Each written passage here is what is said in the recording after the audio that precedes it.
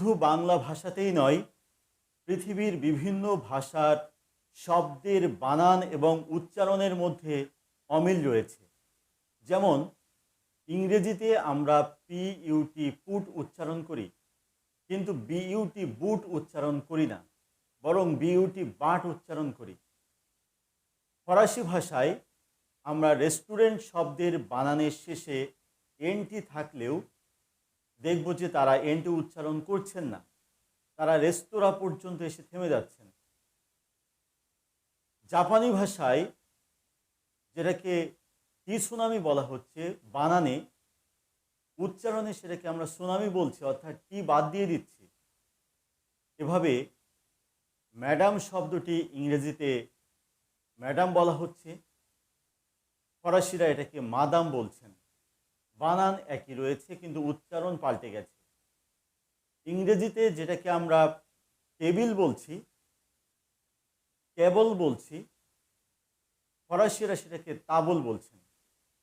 ফলে বানান এবং উচ্চারণের মধ্যে যে বৈসাদৃশ্য, সেটি পৃথিবীর বিভিন্ন ভাষায় আমরা লক্ষ্য করব।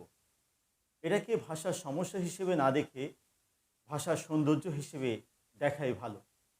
আমরা দেখব যে বাংলা ভাষায় যে অধ্বনিটি রয়েছে, সেই অধ্বনি কখনো কখনো অধ্বনি হিসেবে উচ্চারিত হচ্ছে, আবার কখনো অধ্বনি হিসেবে উচ্চারিত হচ্ছে।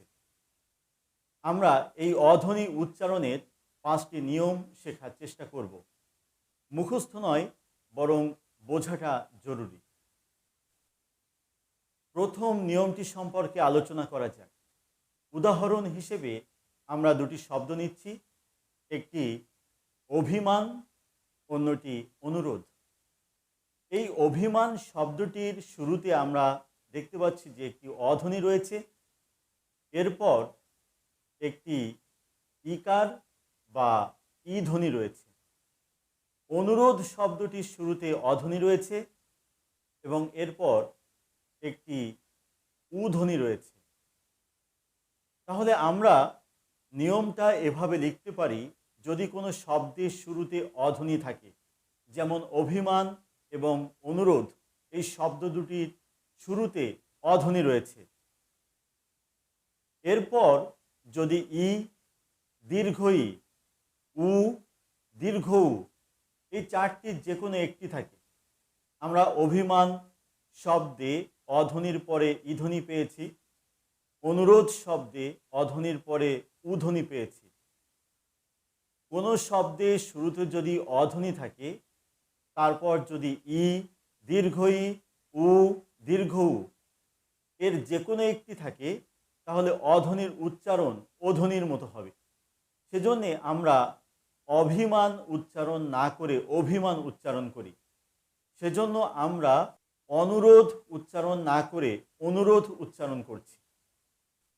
দ্বিতীয় নিয়মটি সম্পর্কে আলোচনা করা যাক। আমরা দুটি শব্দ নিচ্ছি, একটি হচ্ছে গদ্য, আরেকটি অদ্য। আমরা খেয়াল করব, গদ্য শব্দের শুরুতে অধ্বনি দেখা যাচ্ছে না, কিন্তু অধ্বনি আছে, কারণ কোনো ব্যঞ্জন ধ্বনি স্বরধ্বনির সহযোগিতা ছাড়া উচ্চারিত হয় না। সে কারণে গ ব্যঞ্জন ধ্বনিটির সাথে একটি অ আছে, গ উচ্চারণ করলে একটি অ পাওয়া যায়। ফলে আমরা ধরে নিতে পারি যে এই গদ্য শব্দটির শুরুতে একটি অধ্বনি আছে, তারপর জফলা আছে। অদ্য শব্দটির শুরুতে অধ্বনি দেখাই যাচ্ছে এবং তারপর জফলা আছে। কোনো শব্দের শুরুতে যদি অধ্বনি থাকে, তারপর যদি জফলা থাকে, তাহলে অধ্বনির উচ্চারণ অধ্বনির মতো হবে।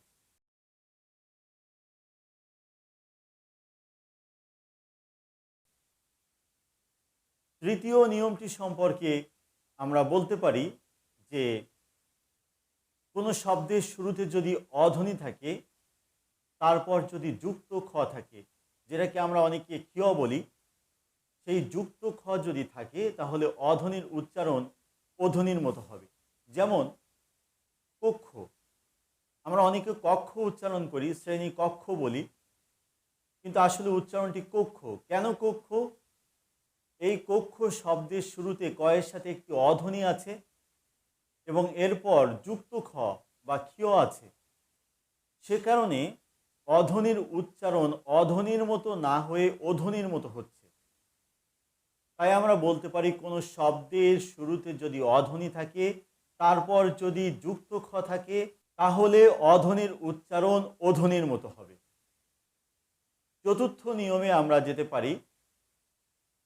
আমরা দুটি শব্দ নিচ্ছি, একটি ভ্রমণ আর একটি গ্রহণ। ভ্রমণ শব্দের শুরুতে আমরা ভ পাচ্ছি, গ্রহণ শব্দের শুরুতে গ পাচ্ছি। এই ভ এবং গ উচ্চারণ করতে গেলে এখানে একটি অধ্বনি রয়েছে। সেই অর্থে আমরা বলতে পারি যে এই শব্দ দুটির শুরুতে অধ্বনি রয়েছে এবং তারপর রফলা রয়েছে। ভ্রমণ বানান লিখতে গেলে আমরা রফলা পাবো, গ্রহণ বানান লিখতে গেলে আমরা রফলা পাবো। তাহলে কোনো শব্দের শুরুতে যদি অধ্বনি থাকে, তারপর যদি রফলা থাকে, তাহলে অধ্বনির উচ্চারণ অধ্বনির মতো হবে। কোনো শব্দের শুরুতে যদি অধ্বনি থাকে, তারপর যদি রফলা থাকে, তাহলে অধ্বনির উচ্চারণ অধ্বনির মতো হবে। পঞ্চম নিয়মটি আমরা শিখব। তবে পঞ্চম নিয়মটি শেখার আগে আমাদের জানা দরকার অক্ষর কি। আমরা জানি অক্ষরকে সিলেবল বলা হয় ইংরেজিতে। এই অক্ষর হচ্ছে শব্দ এবং বর্ণের মাঝামাঝি কিছু। আমরা অনেকে বর্ণটাকে অক্ষর বলি, অনেকে শব্দকে অক্ষর বলি। আসলে অক্ষর হচ্ছে একটি শব্দের ভগ্নাংশ, ভাঙা অংশ।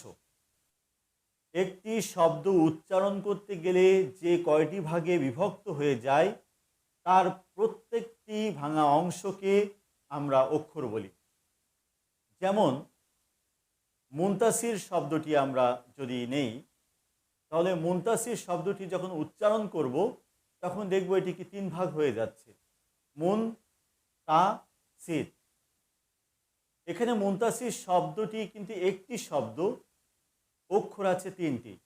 মুন একটি অক্ষর, তা একটি অক্ষর, সির আরেকটি অক্ষর।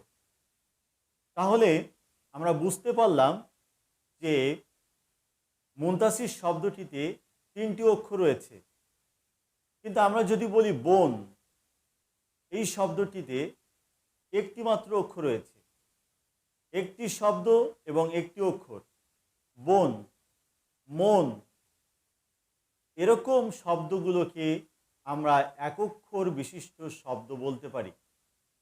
যে শব্দগুলোতে একটি মাত্র অক্ষর রয়েছে, সেই শব্দগুলোকে আমরা একক্ষর বিশিষ্ট শব্দ বলতে পারি। এখন আমরা পঞ্চম নিয়মে আসি। মন এবং বন একক্ষর বিশিষ্ট শব্দ। ম এবং বয়ের সাথে একটি অধ্বনি রয়েছে, তার মানে এই শব্দগুলোর শুরুতে অধ্বনি রয়েছে। একক্ষর বিশিষ্ট শব্দের শুরুতে যদি অধ্বনি থাকে, মন এবং বনের মতো, এক অক্ষর বিশিষ্ট শব্দের শুরুতে যদি অধ্বনি থাকে, তাহলে অধ্বনির উচ্চারণ অধ্বনির মতো হবে। সেজন্য আমরা মন না বলে মন বলছি, বন না বলে বন বলছি।